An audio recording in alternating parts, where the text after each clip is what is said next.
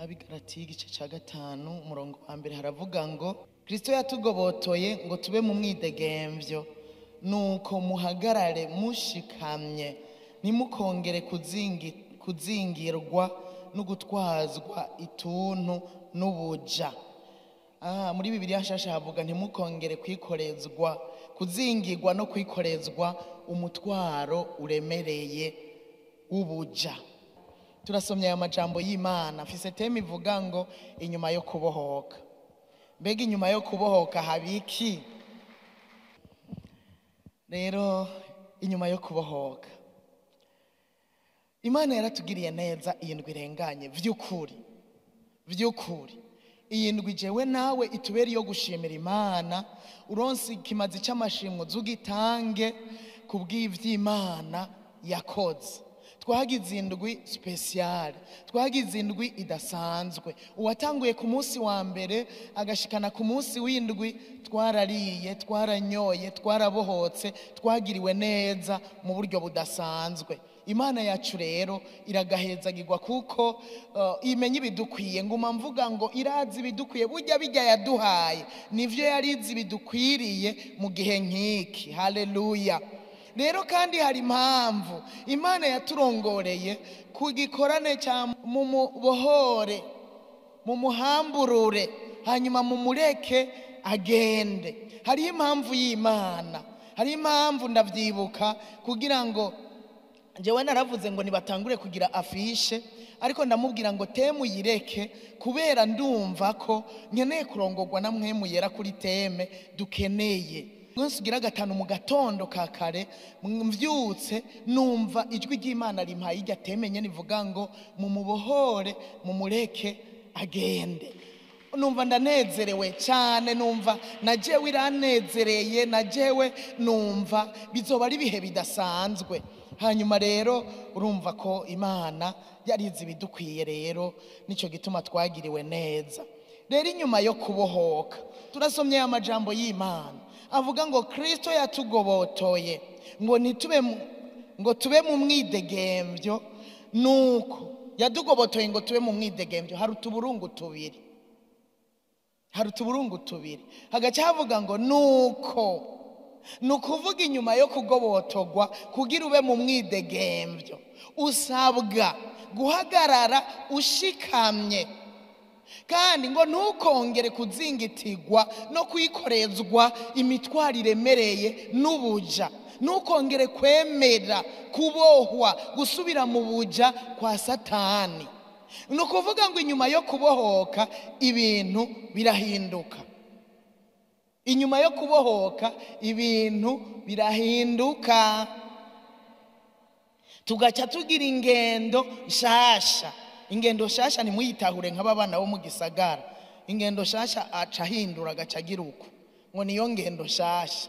Ni mu Kirundi tuca tugira ingendo shasha, nukuvuga tuca ingendo shasha yugariyemwo, tuca tugira inyifato nshasha, duca duhindura imvugo, duca duhindura uko twahora dukora kubera twinjiye mu bihe bishasha. Haleluya. Inyuma yo kubohoka ibintu birahinduka. Ivyo wahora ukora bibi ukabireka, ivyaha wahora ugenderamwo ukabireka, hanyuma tukaba muri ivyo bihe bishasha. Haleluya. Wa mukenyezi yafatwa asambana, usomye muri Yohana 8 niho bavuga iyo nkuru kuva ku murongo wa mbere. Uya mukenyezi baramuzaniye Yesu, hanyuma ko yafashwa asambana kandi bari bisunze ivyagezwe vya Mose, sawa baramumuzanira.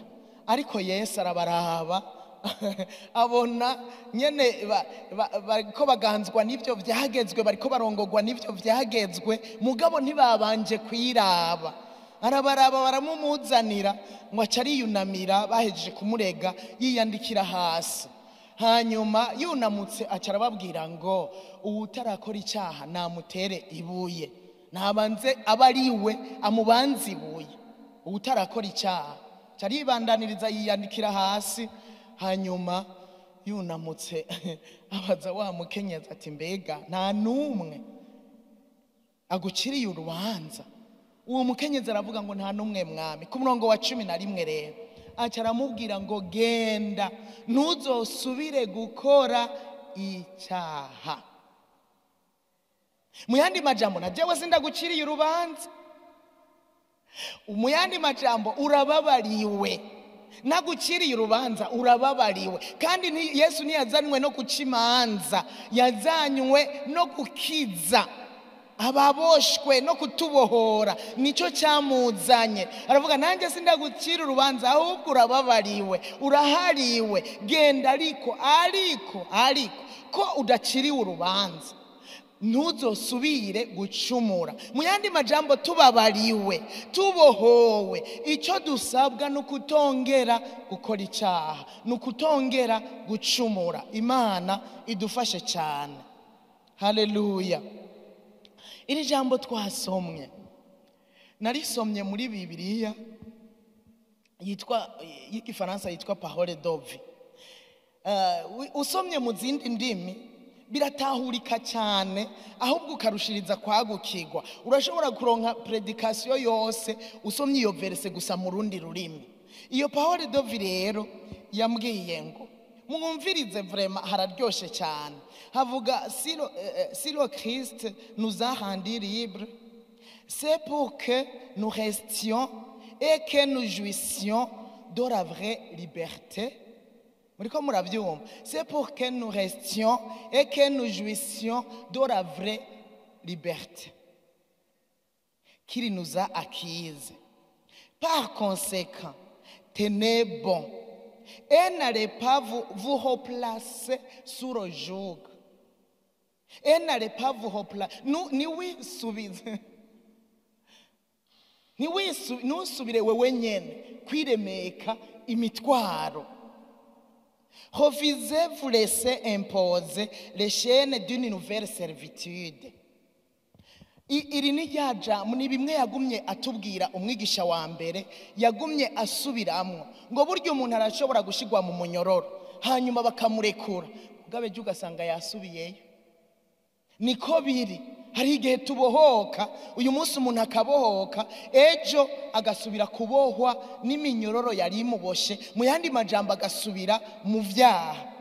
Nico kimwe aya majambo uyu mwanditsi waha mu gifaransa, nico kimwe ucutahura yuko n'umuntu yahora yikoreye imizigo. Fata bamwe bikorera imizigo hariya mw'isoko, n'umuntu yahora yikoreye imizigo, hanyuma yikoreye imizigo urumva yabohowe, yashikanye, yatuye, muga akaguma arondera kuvyikorera vya bindi nyene ya mizigo nyene. Eka imizigo wahora wikoreye twarayituye muri ino ndwi, twarayituye. Ivyari bikuboshe iminyororo yaracagaguritse. Genda warabohowe, warahamburuwe, genda ukore neza, genda uririmbe, genda usenge, genda uvuge ubutumwa bwiza, genda ugirira abantu neza utaboshwe, kuko ibyo twahora twikoreye twarabituwe. Rero nitukongere kuzingitirizwa nuho place gusubira twebwe nyene akaba ari twe tuvyishiramwo. Nuyandi majambo nitwongere gucumura, nimba ari vya bindi vyatuboha biciye mu kanwa, ivyo twahora twatura bibi nitukongere, kuko hari igihe tubohwa n'ivyo twatuza kanwa twebwe, canke amajambo abantu batwatuyeko, amajambo y'imivumo akakuboha. Oya, twarayikonkomoye mu izina rya Yesu. Nukongere gufata ngo naka yaramvumye, ngo umuvyeyi yaramvumye. Sawa, uronsa karyo uramubwira uti mvumura. Utanamvumuye je narabohotse. Mvumura. Ariko amajambo yo aca mu kanwa kacu, ibiduca mu kanwa ntibikongere mu izina rya Yesu Kristo. Ijambo murabizi rirarema. Wiyatuye ko nabi biraba nabi nyene, ariko ni wiyatura ko neza bizogenda neza. Mbere nyuma yaha kubohoka nimuze tuze turatura ivy'inkomezi. Iki gitondo nuguruye ngiye muri dushe, numva shatse kugira dushe numviriza amajambo y'Imana, njangwa kwijambo Marcelo yari karavuga. Aravuga ngo ngo jewe iyo ntashe ndushe, ngo madama akambaza ngo Marcelo ngo urarushe, ngo wewe ngo urarushe cyane, ngo nca ndamubwira ngo sindamubwira ngo ego ndarushe cyane, ngo ndamubwira ngo ndakeneye hopo, ndakeneye kuruhuka. Ngo murumva ko bitandukanye no kuvuga ngo ndarushe cyane. Mvuga nca nishura ngo ndakeneye kuruhuka. Aca avuga ngo ico watura wewe kirarema ibibi canke kikarema ivyiza. Nukuvuga natuye ngo ndarushe cyane, ndushiriza nca nakira canke ukuruha cyane kugaca kunyuzura. Ariko mvuze ngo ndakeneye hopo, c'est-à-dire muri jewe haremeka ko nkwiye kuruhuka, hanyuma nkaca nduhuka mu mubiri nkaruhuka no mu mutima, bigaca bigenda neza. Aca avuga ngo muri nouvelle saison rero icyantangaje, aca avuga ngo ukeneye kugenda neza muri nouvelle saison watura ibisa n'ivyo ukeneye kubamwo muri nouvelle saison. Haleluya. Kanyoheye cyane uca ugenda watura ibisa n'ivyo ukeneye kubamwo. Murumva turi mu bihe bimwe, mu yandi majambo hirya no hino ku isi turi mu bihe bimwe. Nukuvuga nouvelle saison yo irikira dodora, hariho abamaze kuyugururira, hariho n'abandi bakirondeza. Ariko nagira ndakubwire ngo ibihe bishasha, inyuma yo kubohoka haba ibihe bishasha. Haleluya. Ntukisubize rero mu gasho, kandi ntubandanye kubandanya kwikorera imizigo kandi twarayituwe. Usomye abigaratiya, Paulo yarandikiye abigaratiya 4, muri iki gice cya 4 uhereye ku murongo wa 4 haravuga ngo maze igihe gikwiye gishitse Imana ituma umwana wayo yavyawe n'umugore kandi yavutse aganzwa n'ivyagezwe, ngo acungure abaganzwa n'ivyagezwe biduheshe gucika abana bayo.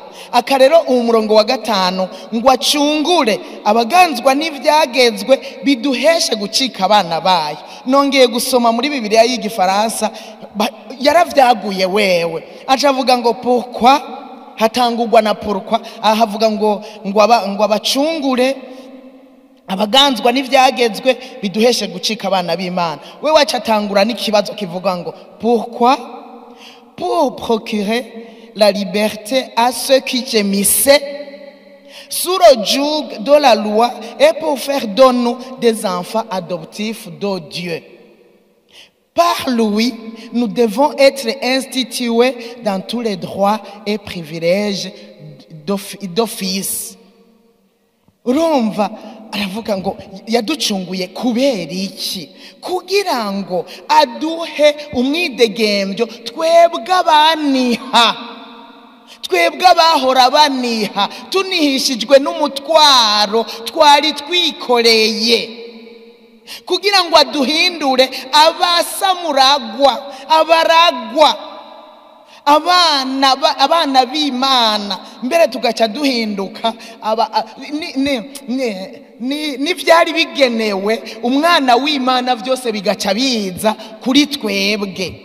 Umurongo wa 6 uvuga ngo kandi kuko muri abana bayo twabohotse kugira ngo duhinduke abana bayo, Imana yatumye mwemu w'umwana wayo mu mitima yacu, ataka ati Aba Data.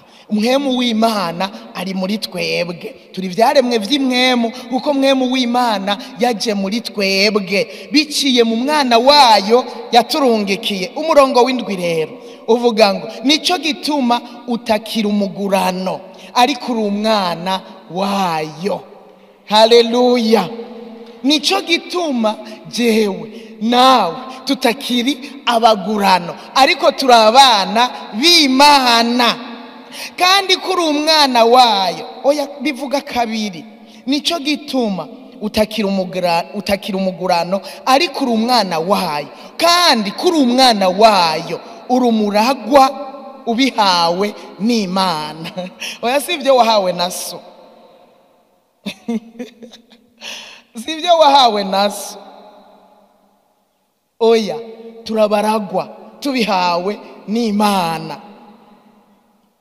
Nico gituma tutagira abagurano,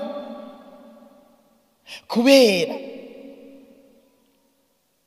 twebwe abahora baniha tunihijwe n'ibi byaha n'ibibazo n'ingorane n'ibyo twikoreye n'imivumo n'ibiki, Yesu yaduhaye umwidegemvyo, bica biduha gucika abana b'Imana. Si ivyo gusa, tuva kuguba abana b'Imana duhinduka abaraganwa na Kristo, duhinduka baragwa tubihawe na Data wo mwijuru. Apana abavyeyi, apana abakozi b'Imana, ariko tubihawe na Data wo mwijuru. Ntukiri umugurano, ariko uri umwana w'Imana, uri umuraganwa na Kristo. Haleluya. Menya icuri, nanje menya iconde. Kutamenya ico turi bidu nivyo bitujana mu bugurano.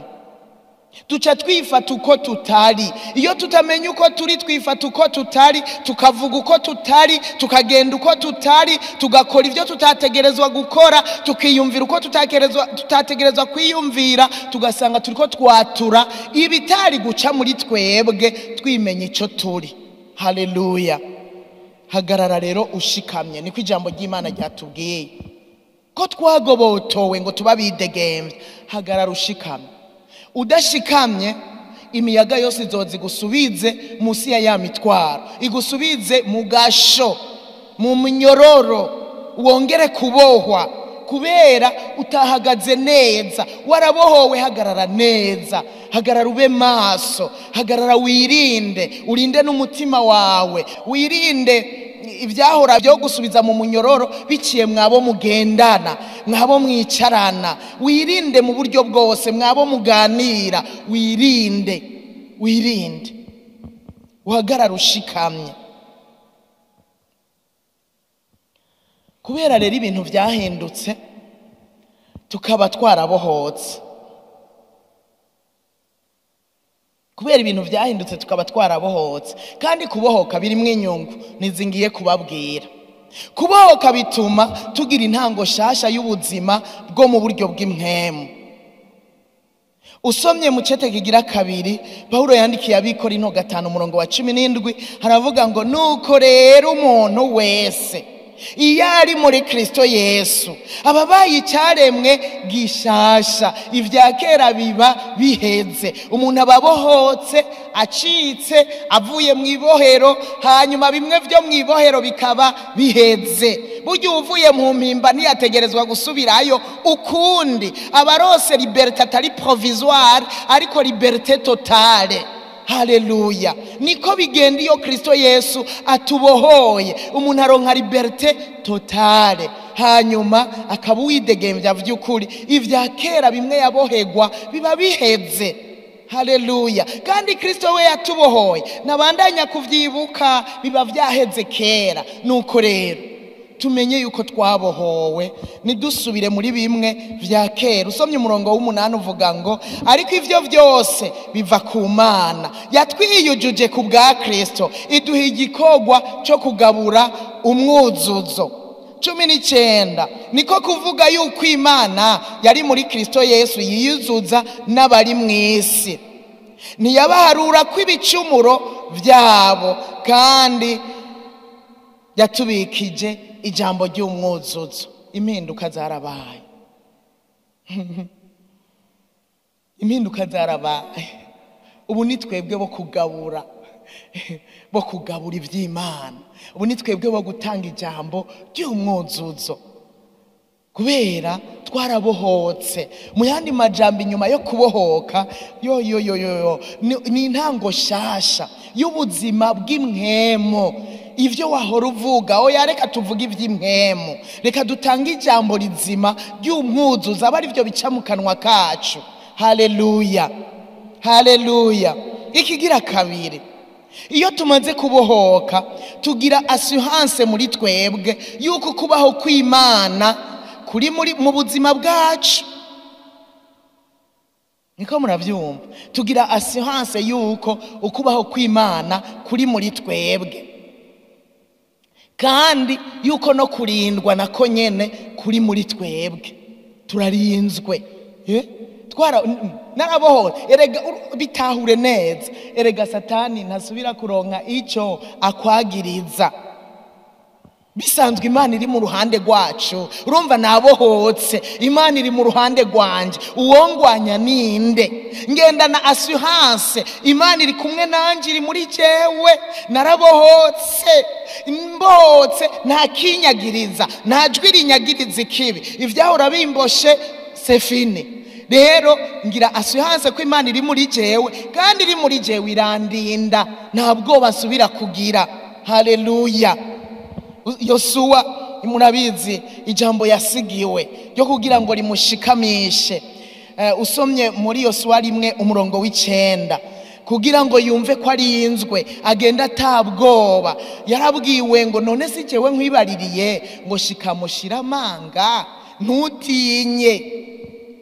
Nuko ntutinye, shikamushira amanga, nuko ntutinye, nuranduka umutima, kuko jewe uhoraho Imana yawe nzoba ndi kumwe nawe, nzogendana nawe aho uzoja hose, ntutinye. Nukuri wabohotse, Imana igendana nawe, igendana nawe.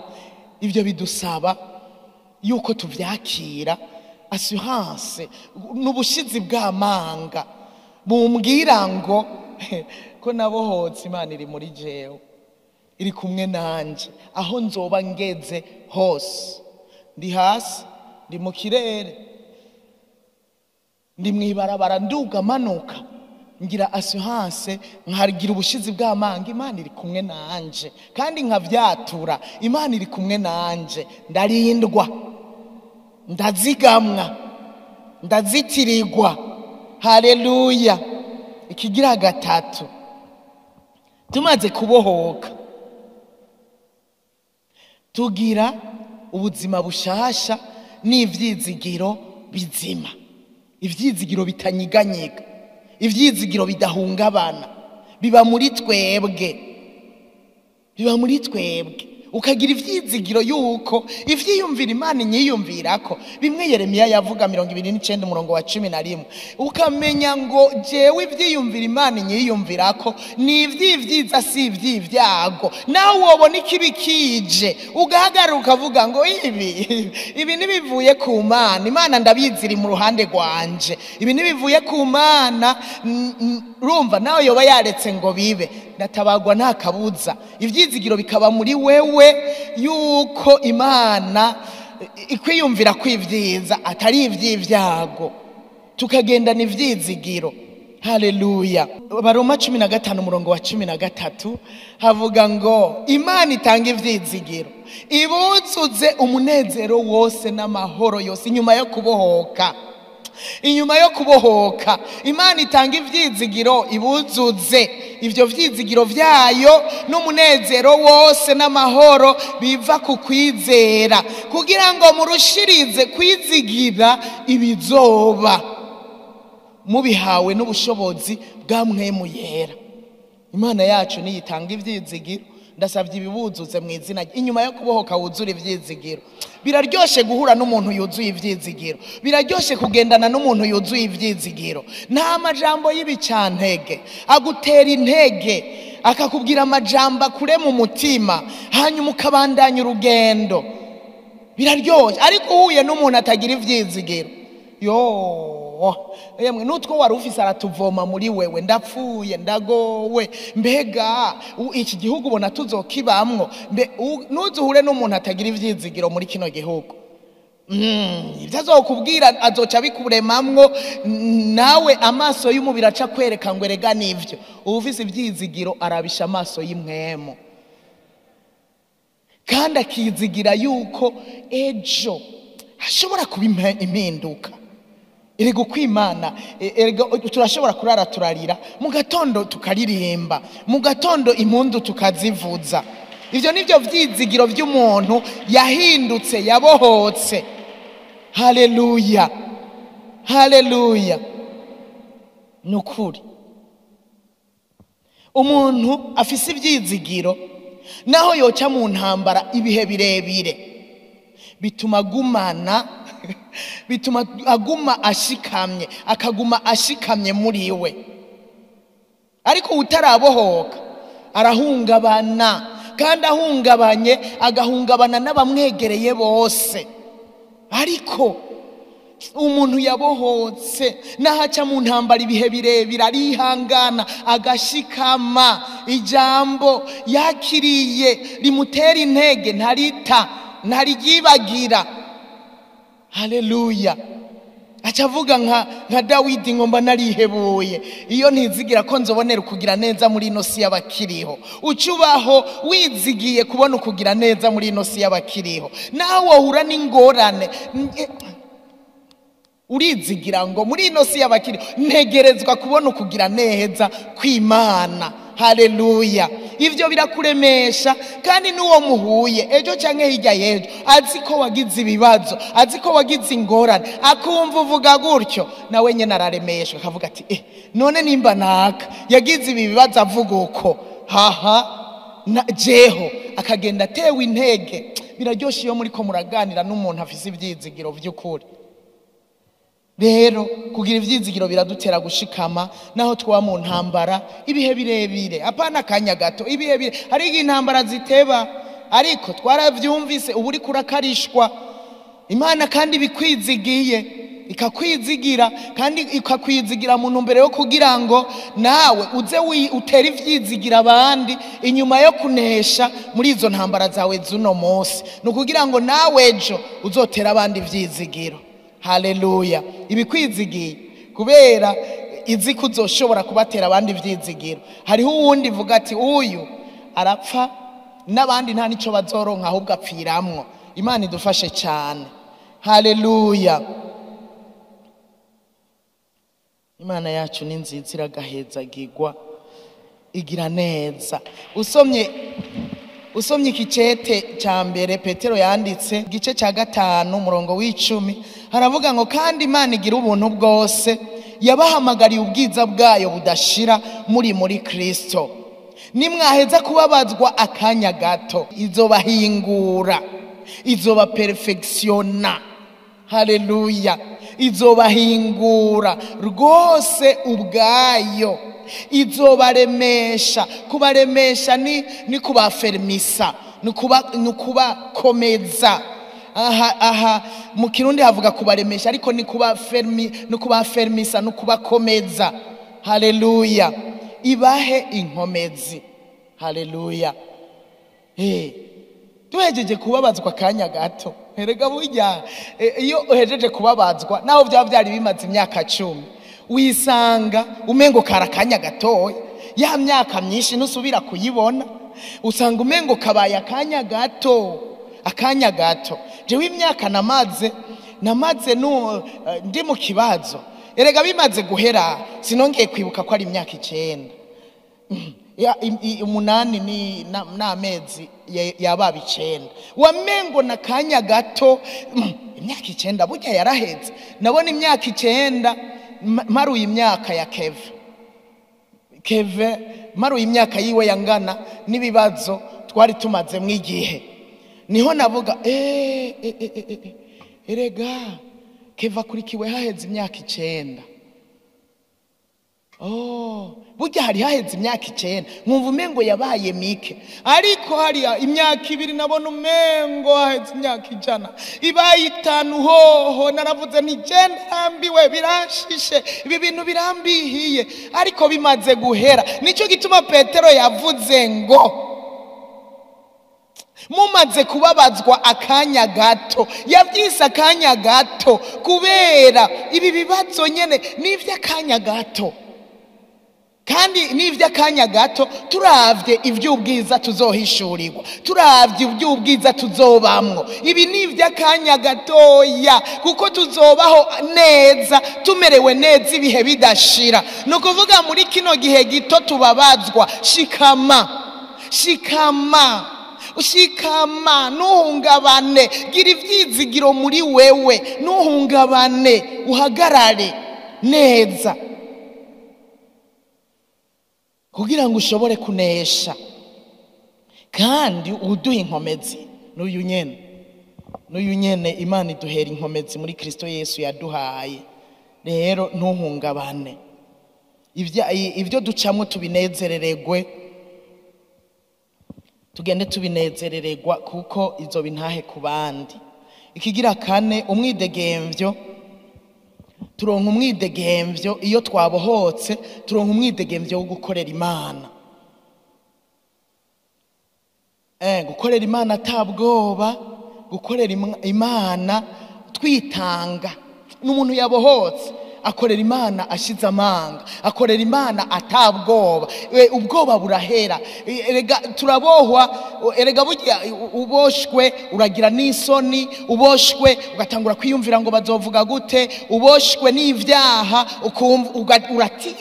uratinya no guhagarara imbere y'abantu, uratinya no kugira icyo uvuze, urumva. Ariko umaze kubohoka, uhabwa ubushizi bw'amanga, ukumva ntaco utinya, nta bwoba, ugaca uhagarara ukamushingira intahe Kristo. Si ivyo gusa, uritanga. Umaze kubohoka uritanga. Nimuze twitange kuzinduka, twarabohotse. Bavuze ibikorane tubibemwo, twarabohotse. Twitangira igikorwa, bisaba gutanga umwanya, bisaba gutanga ivyacu, tubitange nk'ababohotse. Burya inyuma yaha bigiye kugaragara ko twabohotse. None uzovuga ngo warabohotse imbere yuko tugira igikorane byarakugora no gutanga endiziyeme icicumi, byarakugora. Uzovuga ngo warabohotse n'inyuma yo kubohoka atacyo tubona. Gutangira Imana birimwo mu kubohoka.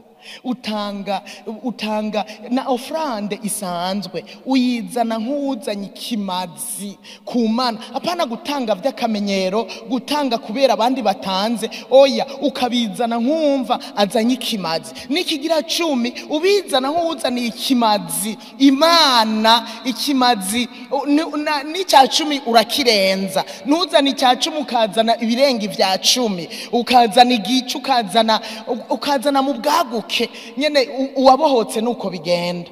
Icya 5, tubohotse tugira ikiganza ciza. Kugira ikiganza ciza bica bituzanira umugesha, kuko imivumo yaba yahora kuri twebwe ibidukuweko, ibituvuyeko, tugaca tugira ikiganza ciza. Mu yandi majambo umugisha w'Imana ugaca ugendana natwe. Ndabifurije kugira umugisha inyuma ya bino bihe vyo kubohoka. Mugira umugisha utagabanije. Nsozerere kuri iri jambo rivuga ngo tumenye neza yuko umwidegemvyo wacu ukwiye kudutera kuganzwa n'urukundo. Umwidegemvyo wacu udutere kuganzwa n'urukundo, kurongorwa n'urukundo. Nivyo Paulo yandikiye abigaratiya igice cya 5 umurongo wa 13, aravuga ngo bene data, mwahamagariwe umwidegemvyo. Mugabo rero uwo mwidegemvyo nimugira ugwitwazo gwa kameremere kanyu, ariko urukundo rubatere gukorerana. Umwidegemvyo n'ubugwitwazo gwa kameremere, ariko urukundo rudutere gukorerana. Haleluya, haleluya. Petero nawe mu gice cya 2, muri gice cya mbere, gice cya 2 umurongo wa 16 caravuga ngo mube abidegemvya, ariko atari ukugira umwidegemvyo wanyu igitwikirizo c'inzigo, ariko mube abagurano b'Imana. Aho twahora turabagurano ba wa mubi, ariko twahindutse abagurano b'Imana, abakozi b'Imana. Burya abagurano b'Imana nibo bakozi b'Imana. Ibintu rero vyarahindutse, nidusubire kuvyitiranya, ntiturabagurano ba Satani. Ukwiye kugenda urabimubwira, ukambwira Satani, ntuneze kuvuga nabi sinkira umugurano wawe, ntuneze kubesha sinkira umugurano wawe, ntuneze utunaturiya sinkira umugurano wawe. Ubu ndi umugurano wa Kristo, ubu ndi umukozi wa Kristo. Ibintu vyarahindutse. Haleluya. Inyuma yo kubohoka ibintu vyarahindutse. Twese duhinduke abagurano b'Imana, twese duhinduke abagurano ba Kristo, twese duhinduke abakozi abo yikwegeyeko, ababoshwe no kumukorera. Ababoshwe no kumukorera. Turemera tukabohwa. Ikintu ubohewemwo ukyamamwo, ikintu ubohewemwo ukigumamwo. rero ubohewe kubesha uzosanga wabigumyemwo. Ariko ko twahindutse abagurano b'Imana, abagurano bo gukorera Imana, nimuze tubigumemwo, tugire umwete, tugirire ishaka ryo gukorera Imana inyuma yo kubohoka. Yesu abahezagire.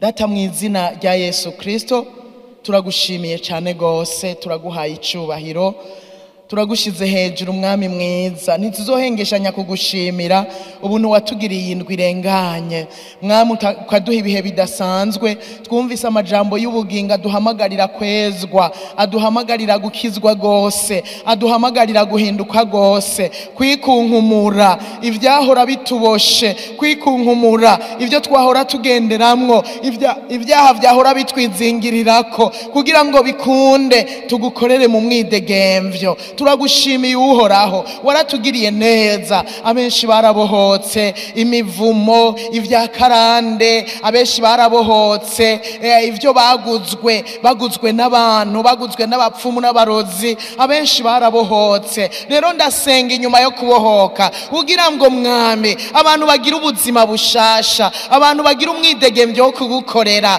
atabwoba, bashikamye mu kwizera, bafise ivyizigiro bizima mu izina rya Yesu. Umuntu wese yumve adakwiye kubandanya abohewe mu vya kera, ko yamaze kubohoka mu izina rya Yesu Kristo. Tubere maso ubuzima bwacu, tubere maso agakiza kacu, kugira ngo nitubandanye kuzingitirizwa no kwikorezwa imitwaro be n'ubuja bwa Satani, kubera ibintu vyahindutse. Tube mu buzima bushasha bw'imwemu buturongorera gukorera Imana, duhinduka abaja b'Imana, tuhobohegwe gukora igikorwa c'Imana mu izina rya Yesu Kristo. Kandi uyu mwidegemvyo twaronse, reka udutere gukorerana, reka udutere kwitangira igikorwa cawe mu izina rya Yesu Kristo. Uzoba ukoze cyane. N'abandi batabaye hano, reka ubwo bushobozi bubagereko. Ibi bihe bishasha tubibemwo by'ukuri nk'ababohotse, ivya kera bihere, hanyuma dutere tuja imbere, bigaragarira amaso y'abantu bose. Uzoba ukoze cyane. Turagushimiye ko vyumvise. Iyi ndwi dutanguye uradushoboza mu izina rya Yesu Kristo, kugendera mu kuri, kubandanya kugaragaza vy'ukuri ko turabidegemvya muri Kristo Yesu. Hanyuma tuzoyizigamigwemwo, hanyuma tuzogukorere mu mwidegemvyo, tuzogukorera atabwoba n'ibivyo tubabaza vyose mu izina rya Yesu. Tuzogumye duhagaze dushikamye, ntiduhungabane, tuhagaze mu vyizigiro bizima. Uzoba ukoze cyane. Urabana natwe dushoboze kuzinduka mu gatondo, abazovuga ubutumwa bwose bose mu gatondo bazovugishwe nawe, barongowe na mwemu yera. Uzoba ukoze cyane. Abaririmbyi urabakoresha Mana, bamwe bahora bazinduka mu gatondo, turabasengeye urabashoboza kongera kugira inyota yo kuzinduka mu izina rya Yesu Kristo, kuko ubutame bwacu umwami tubandanye kwibuka ko atari ubw'ubusa mu mwami. Urakoze, turagushimiye kuvyumvise. Wirigwane natwe, ibikorwa dukora uduhe kugira ikiganza ciza. Turagushimiye, icubahiro kibi cawe mu izina rya Yesu Kristo. Amen.